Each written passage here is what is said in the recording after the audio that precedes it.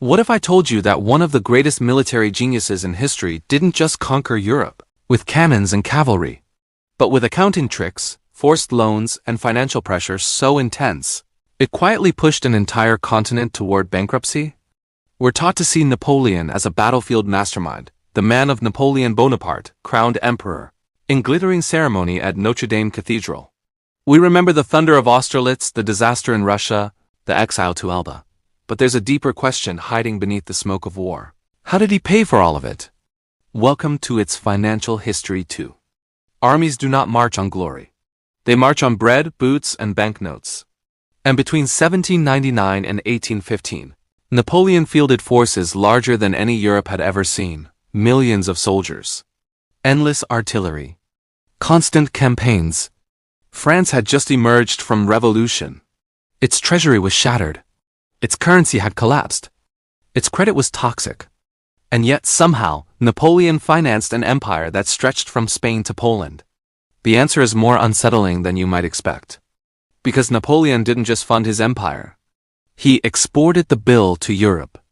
To understand how, we have to go back to the financial wreckage of the French Revolution.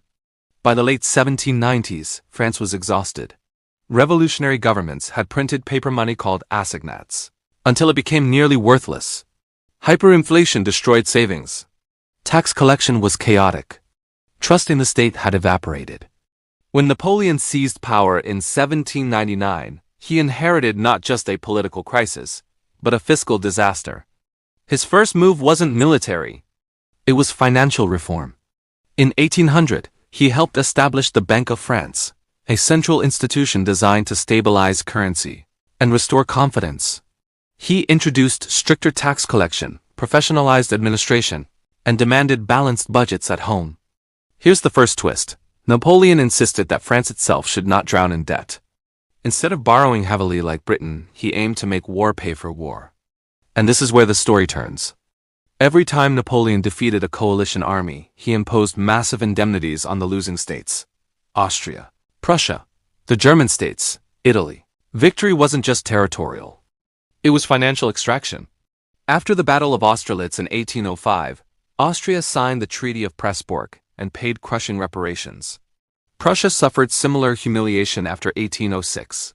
Conquered territories were required to feed, house, and pay French troops stationed on their soil. Occupation became a revenue stream. French armies didn't rely solely on shipments from Paris. They requisitioned supplies locally. They demanded contributions. They seized gold and resources. Art flowed into French museums. Taxes flowed into French coffers. In effect, Napoleon transformed Europe into a network of tributary states. Cause and effect began to compound. The more France won, the more money flowed in. The more money flowed in, the larger the armies became. The larger the armies became, the more wars were necessary to sustain them. Because here's the hidden vulnerability. This system only worked as long as France kept winning. Meanwhile, across the English Channel, Britain chose a different path. The government of United Kingdom leaned heavily on debt markets. Through the Bank of England, it borrowed vast sums from investors. It issued bonds. It raised taxes systematically. It built what historians call a fiscal military state. Britain's national debt soared, but its credit remained strong. Napoleon mocked this model. He believed debt weakened nations. He preferred immediate extraction over long-term borrowing. At first, his model seemed superior. Between 1805 and 1809, French victories reshaped Europe. Satellite kingdoms were ruled by his relatives. Trade routes were controlled. Wealth poured toward Paris. But there was a problem. The British economy didn't collapse. To crush Britain economically, Napoleon launched the Continental System in 1806, a massive embargo forbidding European nations from trading with Britain. This was financial warfare on a continental scale. On paper, it looked devastating. Britain depended on exports. Cut off Europe, and its economy would suffocate. But the embargo triggered unintended consequences. Smuggling exploded. Neutral countries found loopholes. European merchants suffered as much as the British. Ports stagnated. Prices spiked. Unemployment rose in occupied territories. The very states forced to bankroll Napoleon's empire were now economically strangled by his policies. Cause and effect tightened again. To enforce the embargo, Napoleon had to control more coastline. To control more coastline, he had to invade more countries. Portugal refused compliance, so he invaded Iberia in 1807. Spain erupted into rebellion. The Peninsular War became a grinding financial sinkhole. Guerrilla warfare drained manpower and money. Supplying troops across hostile territory proved far more expensive than anticipated. The system designed to make war pay for war began to wobble. Then came the breaking point. In 1812, frustrated by Russian non-compliance with the Continental System, Napoleon launched his invasion of Russia. The scale was unprecedented, over 600,000 troops from across Europe. This was not funded by a stable tax base. It was funded by expectation, the expectation that victory would once again deliver indemnities and resources. But Russia didn't offer decisive battle. It retreated, burned crops, scorched cities.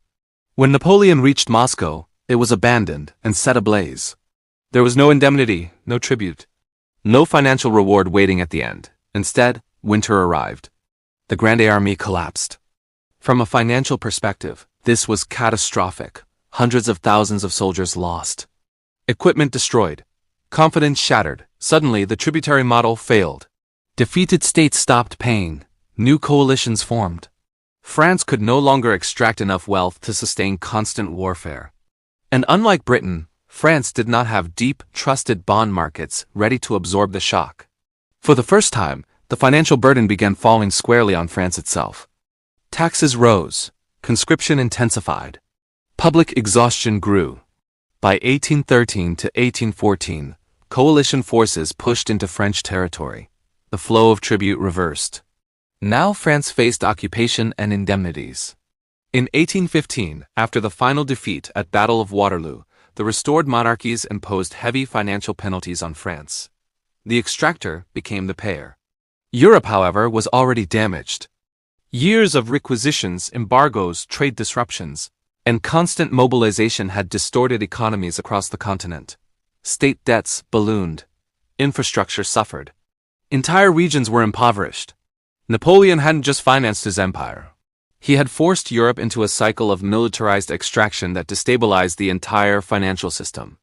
Now here's where the story becomes disturbingly modern. Napoleon's strategy rested on three repeating patterns we still see today. First, externalizing costs. Instead of burdening domestic taxpayers, he shifted costs onto weaker states.